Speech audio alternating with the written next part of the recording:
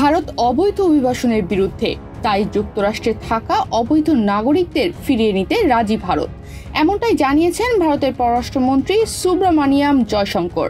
যুক্তরাষ্ট্রের পররাষ্ট্রমন্ত্রী মার্কো রুবিওর সঙ্গে ওয়াশিংটনে বৈঠকের পর জয়শঙ্কর এই মন্তব্য করেছেন। ওই বৈঠকে আলোচিত বিষয়গুলোর মধ্যে ছিল অবৈধ অভিবাসন। বৈঠকে ভারতের অবৈধ অভিবাসীদের নিতে যুক্তরাষ্ট্র চাপ প্রয়োগ করেছে বলেও জানা গেছে। বৈঠক শেষে অভিবাসনকে কঠোরভাবে বিরোধিতা করে জয়শঙ্করের বরাতে বিভিন্ন গণমাধ্যম জানায়, যুক্তরাষ্ট্রে থাকা নথিবিহীন ভারতীয়দের ফিরিয়ে নিতে নয়াদিল্লি রাজি।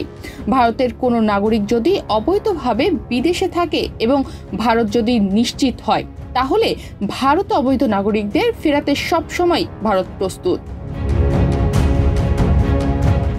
পিউ গবেষণা কেন্দ্রের তথ্য অনুযায়ী 2022 সালে যুক্তরাষ্ট্রের নথিবিহীন অভিবাসীর মধ্যে ভারতের অবস্থান তৃতীয়।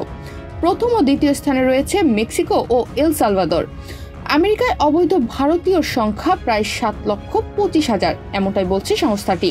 জয়শঙ্কর এ বিষয়ে বলেছেন, বর্তমানে ফেরতযোগ্য ব্যক্তিদের পরিচয় যাচাই করছে নয়াদিল্লি, তবে অবৈধ অভিবাসীদের সংখ্যা নির্দিষ্টভাবে বলা কঠিন।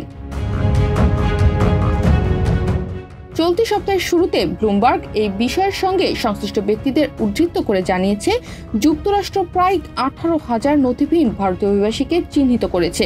এই ব্যক্তিদের দেশে ফেরত দিতে ভারত যাচাই বাছাই প্রক্রিয়া শুরু করবে। যুক্তরাষ্ট্রে থাকা উপযুক্ত নথিবিহীন ভারতীয়দের দেশে ফেরানোর কাজ অনেক দিন ধরে চলছে।